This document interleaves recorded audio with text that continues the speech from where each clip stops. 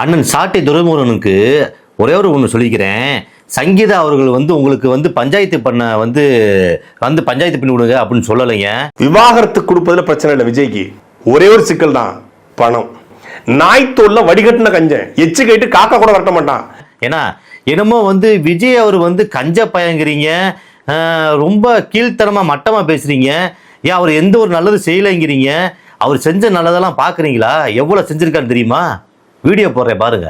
தமிழ்நாடு முழுக்க எங்கெல்லாம் முடியுமோ அங்கெல்லாம் இலவச கணினி மையங்களை திறந்து வைத்தார் தளபதி. 2012ஆம் ஆண்டே கல்வி விருதுகள் கொடுத்து மாணவர்களை ஊக்கப்படுத்தினார். ஏழை மாணவர்களுக்காக ஓசூரில் இலவச பள்ளிக்கூடத்தை திறந்து வைத்தார் தளபதி. அந்த காலகட்டத்தில் எத்தனையோ ஏழை பெண்களுக்கு அன்னை இருக்க வேண்டிய இடத்தில் அண்ணனாக அவர் இருந்து 51 சீர்வரிசைகள் தந்து பற்பல ஊர்களில் எத்தனையோ இலவச திருமணங்களை நடத்தி வைத்த தலைவர் தான் நம்முடைய தளபதி. சென்னை அரசு மருத்துவமனையில் ஒவ்வொரு வருஷமும் அவர் பிறந்த நாள் அன்று பிறக்கின்ற குழந்தைகளுக்கு தங்க மோதிரத்தை பரிசாக பெறுவார் தளபதி.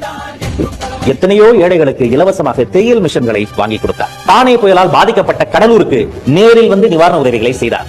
மிதிவண்டியில் இருந்து மாற்றுத்திறனாளிகளை சமூகத்தின் மாற்றும் திறனாளியாக மாற்றக்கூடிய முச்சக்கர வண்டிகளில் இருந்து, நோட்டு புத்தகத்தில் இருந்து, அரிசி பருப்பில் இருந்து எத்தனையோ உதவிகளை தாராளமாய் கிள்ளி அல்ல அள்ளி அள்ளி கொடுத்தவர் தான் நம்முடைய தலைவர் தளபதி. சிவகாசி, திருநெல்வேலி, ஈரோடு, புதுக்கோட்டை, திருச்சி, மதுரை, விழுப்புரம், பாண்டிச்சேரி என தமிழகம் முழுக்க பல ஊர்களுக்கு நேரில் நலத்திட்ட பணிகளை செய்தவர் தான் தளபதி. சுனாமி, குஜராத் பூகம்பம் போன்ற பேரிடர் காலங்களில் உதவிக்கரம் நீட்டினார் தளபதி.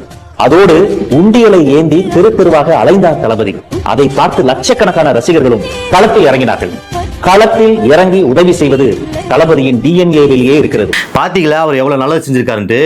ஆனா உங்க தலைவர் மாதிரி விஜயலட்சுமி கூட சேர்ந்துக்கிட்டு அவ்வளவு தூரம் நியூஸ் பரவச்சுல அதை கேட்க மாட்டீங்க நீங்க. ஆனா இது சங்கீதாவுக்கு நான் கொடி பிடிச்சி தூக்கிட்டு வந்துட்டு உட்காந்து பேசிட்டு இருக்கிற.